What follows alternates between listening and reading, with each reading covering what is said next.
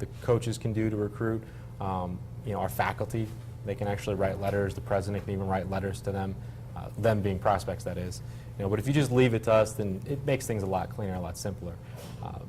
The negative is, and you guys can probably talk more on this, is that some of the stories you hear about kids that don't go to a particular school and some of the backlash that'll happen. You know, you still always worry about that. So we're lucky, you know, and I say lucky, but we're blessed, you know, because we have such a good fan base. We don't have that problem. We don't have people, you know, throwing venom out there, especially if somebody decides to make a different choice, you know, because it's an individual choice. So I think that's a good thing. Yeah. I just want to know how many high school basketball players have decided to go to a school because some guy they'll never meet on Twitter told them to. Yeah, I just do not understand, you know, the I just worry about mentality there. The stalking nature, meaning like you can use Twitter in one way to communicate, you can use it another way to educate, you can use it as really a news feed. I mean, I have even a feed that I have on Boiler Bylaws where it's just the news feed.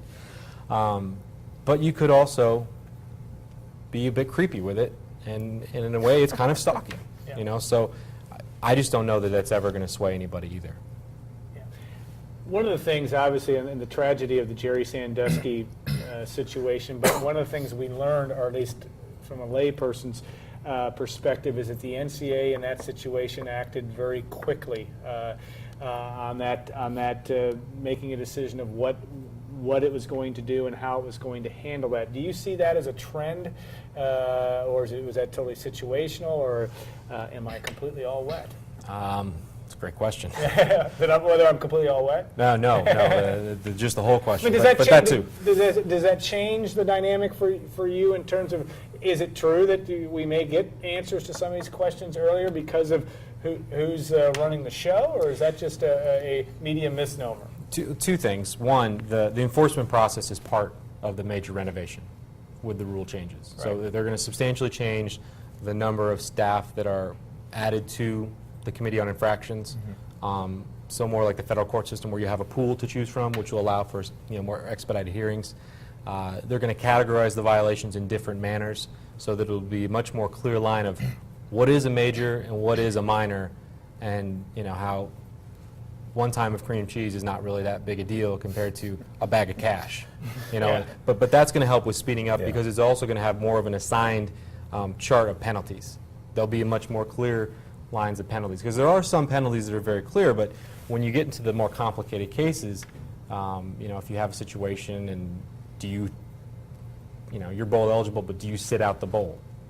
I mean, that's not always a clear decision for an athletics director and a president to make. So I think you'll see some more things along those lines to help with that.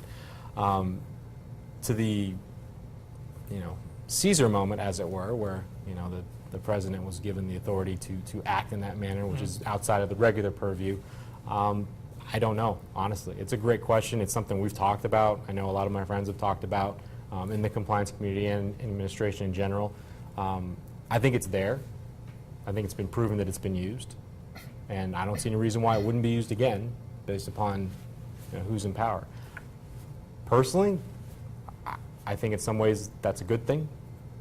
Professionally, you know, it's good to have a process. Yeah. So. And yet there's so many legal things that can go into I mean, in different situations where you have to be able to almost intellectualize the whole thing and be able to know when you're making that quick decision that you've got a lot of ammunition, for lack of a better word, on your side to be able to make a good call there. Just kind of going back to the social media stuff real quick, and just to kind of have us kind of break away a little bit from assassinating Cream Cheese's character. I know last time we had you on the show, we talked to you about the concerns about social media, what we just talked about, the interaction and all that stuff, also having to monitor everything. But how much has it helped you in terms of being able to get your message out there? I don't know, you've been very active with Twitter. Does that help you get your student athletes to understand what, you know, they can and cannot do? You can tweet something like, if somebody tries to give you a bag of money, don't take it. You know, stuff like that. I think it's been very helpful. We have a Facebook page, we have a Twitter account. It's something that you can do rather easily. You know, it's an easy way to educate people. It just takes a little bit of time, a little bit of creativity. It also, anytime you build any type of education or try to, you know, teach, essentially, because that's what it is, teaching, you try to find the best way to reach your audience. the best way to reach the student. A lot of our student athletes are on Twitter. You know, I follow a lot of them. You know, not necessarily for the purpose of monitoring them per se, but more to support them, and also to use the Twitter account as a resource for them. Because we'll post things related to first day to add classes, last day to drop classes. Right. You know, the John Wooden Leadership Institute that Kathy Wright-Eager runs for us, part of our life skills. If we have different speakers, we'll post reminders about that so that they know and they can pass it along to their team. And again, in some ways you can use it as a news feed, so trying to pass along different articles to keep them up to date on some of the things that are going on out there. You know, not necessarily in my neck of the woods specifically, but you know, some of the updates related to the Ed O'Bannon case, you know, Yeah. with what he's got going on. So The, they feel empowered. The stormtrooper photos too are a nice touch. Yeah, I try to keep it entertaining. Coach Painter said this, and it's his quote, but I know I said it first, but the jokes are for me, not for them. But it's true. It keeps it light, and then hopefully it has them look at, you know, the particular topic in a way other than cream cheese. Again, with That the cream assassination cheese. of cream cheese's character We're never here. going to get them as a sponsor. Now, I've always been intrigued by your background. Obviously, the world of being a JD or having the opportunity to be a lawyer. Do you need that in your position? Do you need to be able to love to read tons of documents and be able to figure out which end is up? I mean, what skill? Or is it analytical skill that really helps you be successful? What is it? I don't know that you need, you know, a JD to do this position. It is extremely helpful. I use all of those skills every single day: the reading, the writing, the research, the issue spotting, finding analytical situations and ways around them or ways through them, or just how to handle or deal with a particular process. You have to be a problem solver. You know, that's the first thing, because that's basically what you do all day long. It's problem solving. Not too often do I get somebody that calls or emails with something that's helpful to me. It's usually somebody asking for something, demanding something, or they just have a problem and there's not really even a question. So sometimes it's even figuring out what the question is. So what I always tell, you know, our coaches is questions are a sign of intelligence, so please keep asking them. Yeah. But also tell me your goal. If I know your goal, then I can help you figure out a way to accomplish what you want. Because maybe the question is wrong because the rules are so intertwined and so tricky. So it's a lot of problem solving, it's a lot of reading, a lot of research, a lot of communicating in different ways. You know, I think that's why I've enjoyed using the social media, is because it's emails, it's making tip sheets, it's presentations, social media, it's all different ways to try to communicate with people. I think the hard part is that, you know, it's like juggling 100 chainsaws at once. There's so many things up in the air at any given time. Right. So it's trying to make sure you can, you know, hit all those things and prioritize them. So it's the problem solving, the communicating, the educating, and then prioritizing. You want to be a problem solver, not a fire putter outer. Yeah. Extinguisher, I think. Extinguisher I think would be that's I the word think you're looking for. my vocabulary's not that good. We got a couple minutes left. Any other questions? Purdue's playing Ohio State Saturday. Any chance you got photos of Braxton Miller with a bunch of cream cheese? Definitely not. And No, yeah. I could use the help. Yeah. I think our boys will play really hard. They're a great group of guys. I really like working with them, and I'm excited for tomorrow. Just how often do you, I mean, I guess you probably have to interact with the student athletes a lot. I mean, just your impressions of Purdue's kids in general. They pretty Yeah, they're great. light bulbs. Yeah, absolutely. bulbs. You know, I think a lot of it comes from the coaches. You know, and I mean, it all comes from the top. I mean, Morgan was a student athlete here, so he kind of personifies it. You know, you got to be a bright bulb to be here. Period. It's not going to work if you're not, and you got to know how to work. You know, a lot of it is we're going to outwork you. We're going to be smarter than you. We're going to outwork you, and I mean that's really what it comes down to. You know, so it definitely filters down. You know, through a lot of the coaches, or through all the coaches and the staff and the student athletes. So I interact with the student athletes a fair amount. I'd always like to interact more. I'm in the football building, so I see those guys probably the most. You know, and they're great guys. You know. All right. Well, we always enjoy Tom taking time to stop by. We ought to probably do it every semester because there's always issues that come up that are kind of interesting, and we've always had a good relationship with yourself and also with Ed Howlett because it is hard to comprehend and hard to fully understand what the rules are and where you could be getting yourself into trouble if you don't handle things the right way. But luckily, that's been a good situation. Tom, we'll look forward to seeing you down the road a bit, and always appreciate your time. And it will be interesting to see what happens for the rest of this football season in basketball. But that's part of the fun also. In your role, you have to like sports and like to be going to the games. It's good stuff. I really appreciate you letting me come out and speak. And Ed says hello. Yeah. Sorry I couldn't be here. All right. We'll look forward to doing it again. All right. We'll get Brian back here for the last segment. We'll talk a little basketball as we put the wraps on our basketball preview issue, and what to look for in the upcoming weeks in Purdue men's basketball, and probably get a little bit of football in there too, and along with your questions. So stay tuned for the next 2 minutes. You can take a little break, and then we'll be back for the final segment on Gold and Black Live.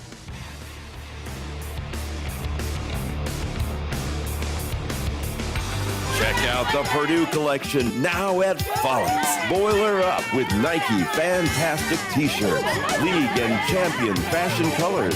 Simply fabulous, simply Follett's. Purdue pride everywhere on game day. Nike sideline, worn by the team, by the players, and by you. And make every day game day with tailgate toss. Follett's, Purdue pride, a Purdue tradition, 17 game day locations. Going to the Purdue game? Stay at Hilton Garden Inn, West Lafayette at the Wabash Landing. Your family will love the well-appointed guest rooms, the pool, whirlpool, fitness center, the breakfast buffet, and the amazing Hilton Garden Inn staff. Located just 4 blocks from Purdue University, Hilton Garden Inn has long been the choice for Purdue fans. Call today for a reservation and make Hilton Garden Inn your #1 choice.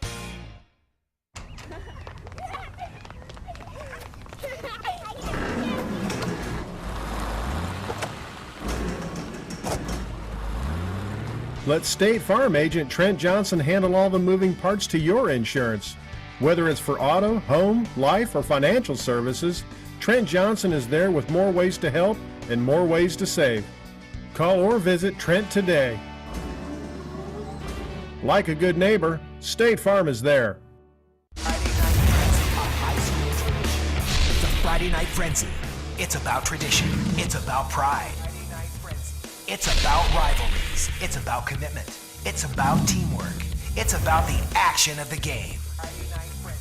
On Friday nights, when area high school teams hit the field for the game, our team hits the field to get you the scores, the highlights, and all of the action. Friday Night Frenzy, a high school tradition.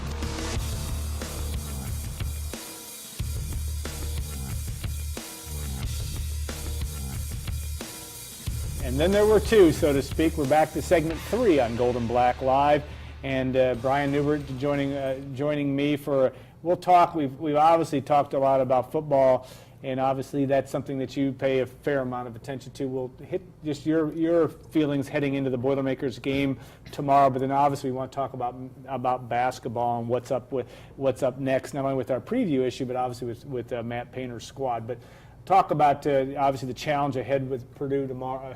Head of Purdue tomorrow, heading into Columbus. You've been over there several times to see the Boilermakers play.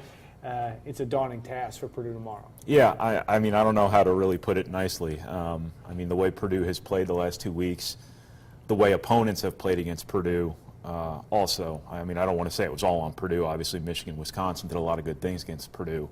When you look at what those teams were able to do successfully and what Purdue hasn't done very well, and then you look at Ohio State and you look at just an absolute nightmare matchup. You have a pretty physical team here that can run the ball really effectively. It has a quarterback who can run like Denard Robinson, but he's 220 pounds and can break tackles like Monte Ball. So the two great players you've been gouged by the last 2 weeks, it's almost those two guys molded into one at a quarterback position with a bunch of big play receivers and a great offensive line around him, and another really good running back, and a coach who is probably out for blood right now. I mean, this season Ohio State doesn't have championships to play for. So the way I've been terming it is he's looking to make scarecrows out of people. He's trying to send a message to the rest of the Big Ten that, Ohio State runs things now. And I think they were a little embarrassed from last week because they gave up 49 points at Indiana. They won the game, but they were still embarrassed in victory. And I think they're going to be pretty highly motivated this weekend, and they're going to be looking to put a pretty big hurting on Purdue. Purdue, obviously, if it plays better, I mean, I think it can probably hang in there for a little while, but it just seems like much too difficult of a matchup to really think Purdue can go in there and pull an upset. Ohio State does have other weapons besides Braxton Miller. Do you see a situation, Purdue, Michigan, there's some similarities just in the fact that Toussaint, had the huge game against Purdue in 2011 and Purdue holds him down. Hyde has had a big game last week. Do you see Ohio State? But Ohio State certainly has the ability to go up top too, which is two outstanding receivers that are going to cause some difficulty for anybody. Right. Well, if you look at the problems Purdue really had against Wisconsin last week, obviously they couldn't stop the run. They gave up 467 yards on the ground. That's obviously 300 too many. Yeah. But what they really couldn't do, where they looked the most out of their league, so to speak, was not against the run, but it was against the play action and the misdirection passing that Wisconsin was doing off the run. Purdue was out of position the whole day. They bet on all the play fakes. Wisconsin basically did whatever it wanted in the passing game, too. And when you're doing whatever you want in the running game and whatever you want in the passing game, that's bad. That's a problem. So that's what kind of scares you just as much about Ohio State, is that they can really pose that running threat with Braxton Miller and Carlos Hyde, but then they have these receivers who are both really, really good too, and a very good tight end in Stoneburner. So you really kind of worry too about Ohio State's ability to make big plays in the passing game off the run. You look, and you obviously with the digital magazine and during the week dealing with previews, look at other Big Ten teams. Looking ahead, and it's hard to do that now because we don't know the result of tomorrow's game and how that will impact Purdue. But you have 5 games left on the schedule, and on the surface, you can compete in every one of those games. There certainly isn't anybody left that's on the schedule that is so dominant over what Purdue on paper can handle. But looking at that, who are the teams in the Big Ten that you fear most down the stretch for Purdue? Is it as simple as saying the ones with the best records, Iowa and Penn State, or is there somebody in there that you better watch out for, maybe in Indiana or Minnesota? Well, the way Purdue's played the last 2 weeks, I would fear everybody. I wouldn't take anybody for granted. I think if you're 0-3 in the Big Ten, how many people are going to pick Purdue at Minnesota, especially if Minnesota has Marquise Gray, which right now he's got an ankle problem. And that really, really hurts them. But if he's back, that game is going to be all Purdue can handle. When we go back to the start of the season, when we looked at the Big Ten, Iowa couldn't score. Nobody expected Penn State to do anything. Those two teams all of a sudden are, starting to play pretty well. Indiana just scored 49 points on Ohio State. The way Purdue's defense has played the last 2 weeks, do we expect Purdue to be able to shut that offense down?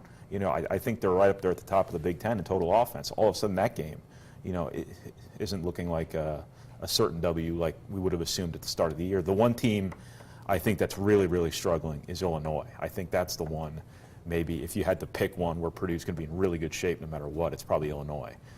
But everybody else on the schedule, I think, with the way Purdue's played the last couple of weeks, I think you got to fear everybody. Yeah, and you look at the situation too, where Illinois is has been talked about many times, a team with a fair amount of talent too. So whether they could wake up by the time November 17th rolls around, or whenever that game is, remains to be seen. Let's turn to basketball. Obviously, Brian, nobody closer to Purdue's men's basketball program than you, and the job that you've done, not only covering these kids in the recruiting phase, but obviously looking at this team dynamic. Having edited and looked at the Matt Painter Q&A and obviously our magazine leading into this, what's Matt Painter's mindset, do you think, going into this season in terms of what he thinks he has of this 2012-13 team? Well, I think he says the same thing every year. I think he says, your goals never change. I think he thinks this team can win right now. Whether he really believes it or not, I'm sure he does believe it. I'm sure he doesn't, put a cap on anything in the preseason in terms of what his team is capable of. But I think he thinks this team's could be better defensively. I think you have to wonder where the points are going to come from to a degree. You know, you don't have as many shooters. You have a lot of young kids that you are going to rely a lot on offensively and defensively. But I think what's kind of interesting going into the season is that you ask people what they're most excited about, and they say the youth. You ask people what they're most concerned about, and they say the youth, because it could go both ways. They have a lot of talent in those young kids, the same way they did in 2007. I don't know if really it's fair to compare this class to that one yet, but from a actual talent standpoint, I think this group might, you know, be right up there with that group. But they're so young, and you just don't know what to expect right away. And whether this group has the poise, the maturity beyond their years that group in 2007 had kind of remains to be seen. But I think it really could go either way. I think, you know, Purdue is sort of one of the Big Ten's wild cards just because they have so many young guys. And Matt Painter obviously has a pedigree, has a reputation for, certainly among coaches, as being not only very capable of putting teams together, but a team that, unlike last year maybe, has been predicated on pretty good defense. Mm-hmm. And I know Matt, in the what I certainly looked at, talked a lot about how this wasn't a very good defensive outfit in 11-12, but that's something he's going to strive to change as soon as possible with this group. Right. I mean, I think this group probably can be better defensively when you just look at some of the athleticism maybe they've added on the perimeter, some of the quickness they've added, some of the physical strength they've added on the perimeter, and the fact they've got fresher legs. I mean, you know, we all love Robbie Hummel and Lewis Jackson, but those guys were always hurt. Yeah. And by the end of their career, I think it kind of took a toll more on the defensive end than it did anywhere else. You sort of noticed that with Purdue's ability to contain the dribble last year. But, you know, the other factor this year is they have so much more size, so much more length, that even if you get beat off the dribble, there are going to be people there now that are better equipped to kind of clean that up. You know, we always talk about A.J. Hammonds. He's a beast. He's gigantic. You know, he's got a chance to be the best shot blocker Purdue's had, I guess, since Juwan Johnson, which was, a year and a half ago. So I guess that really doesn't say anything. But even when you compare A.J. Hammond's body type to Juwan Johnson, there's a big difference. Juwan Johnson was long and athletic. A.J. Hammond just blocks out the sun down there, and he's going to change the shots of anybody who comes into his neighborhood down there. But it isn't only Hammonds. It's guys like Donnie Hale, who's got a lot of length to him. You know, we talk a lot about height, but we should talk more about length because it's really important. Because, you know, when you're able to get the ball down low and your arms are 2 inches longer than everybody else's, you know, that helps. So I think the combination of a little more quickness, a little more strength, a little more athleticism on the perimeter, and fresher legs combined with the added post presence at the defensive end, I think that's going to help Purdue. But, you know, we keep going back to youth, though. I mean, we don't know if these guys are going to buy in to what Purdue does defensively. These guys haven't had to guard before in their careers. You know, you look at Ronnie Johnson, he's got a chance to be a really good defensive player, but, you know, when you're playing in high school and you're that quick and you're that good, oftentimes you're just running around playing safety, basically just trying to disrupt the whole other team as much as you're guarding one guy. Rafael Davis, you know, I don't know if he's ever had to guard the way he's going to have to guard here. You know, the same goes for pretty much everybody. It's going to be a total adjustment in, you know, just not only from the principles of playing defense, but just from the effort level required here. So there really just isn't any telling. Yeah, leadership, obviously. And I enjoyed your story on DJ Bird, but talking about you know, on paper again, you have two seniors, and certainly Drew Anthem is another guy that certainly brings that quotient as well. He's a great kid and does all the right things. But DJ Bird, Tyrone Johnson, this is kind of their basketball team in some ways, just because they've been around. But DJ Bird especially has shown that toughness is what he's about, and now has that ability of having been as well as he played, as you talked about many times since Christmas last year, to really show that he's one of the top players in the Big Ten. Yeah, I think what you look at from a leadership perspective, you look for Bird to set up, you know, a pretty good example for everybody else. I think you also look to Drew Anthrop for that in a sense, but you know, much more so DJ Bird when you're one of your team's frontline players too. I think it buys you a little bit more credibility. The other guy is Tyrone Johnson. I think he's really kind of come a long way from a from a leadership perspective, in the sense that, you know, he's grown up quite a bit since he's got to campus. You know, I really think he's embraced the fact that, you know, he's an upperclassman now, and he's got to take on that role that, you know, Etwan Moore had when he was a freshman, or Lewis Jackson had last year. So I really think he's going to be a pretty valuable leader for this team as well. But, you know, they also have some young guys who've got some pretty obvious leadership capabilities in them. You look at Rafael Davis and Ronnie Johnson. I think those guys have kind of the spirit to grow into pretty good leaders one day. And as Matt Painter's always said, you know, you don't have to be old to be a leader. Pretty much anybody can be a leader. I think you saw that back in 2006, 07, or whatever year it was, when Chris Kramer came right in the door right away and, you know, was sort of that team's alpha male, along with David Teague. Also, 07, 08, you got a lot of leadership from Robbie Hummel, too. All right, we're down to our last minute, but a question, and we've been kind of passed through some questions. There have been a few on the board, but Jay Simpson, talk about him potentially redshirting. Of course, he might be guaranteed, since he might be one of the cover images, cover people on our cover. We were laughing about that in the office. But tell me what you think about that, and is it all based on how he continues to progress with his injury, or where are we with that? I think we're kind of getting a little bit ahead of ourselves here. I think it's an assumption that he might redshirt just because he's behind. I think Painter's going to let him go through practice. Obviously, he's going to let him play in the 2 exhibition games. I don't think they're going to decide anything before that. I think Matt Painter really wants him out there. I think he can be a guy who can bring an element of the game that Purdue doesn't otherwise have, because he's so skilled and he's so big that if Purdue has to go small this year from an offensive perspective, he can play the 5, he can face people up. He could be pretty hard matchup for opponents to deal with offensively. Now, that's assuming he's in some sort of shape to play. That's assuming he's got the demeanor to come in right away and play, because it isn't just about getting in shape to go out there. It's a matter of being in shape enough to stay out there. It's a matter of being able to defend people without fouling. It's a matter of you know, being able to play long stretches without passing out. You know, stuff like that. He also has to play hard. That's a pretty important part of the equation. But, I mean, there's just a lot of questions around him, but, you know, he still has a couple weeks here to get them figured out. All right, men's basketball opens its exhibition season October 30th, the night before Halloween, as opposed to the night of Halloween last year, I believe it was.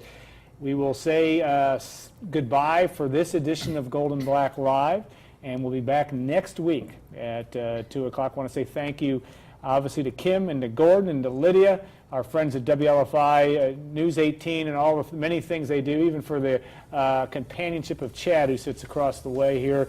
We always talk weather in the breaks. And, of course, to Tom Mitchell and Stacy Clarity for joining us, and to Brian Newbert. We look forward to seeing you next Friday afternoon, where we'll have another special guest once we confirm one. And we'll look forward to having another show on Gold and Black Live. Also, thanks to our sponsor, State Farm agent Trent Johnson, Hilton Garden Inn, and, of course, Follett's Purdue Pride. We'll see you next week, and we'll be talking Purdue football and more on Gold and Black Live.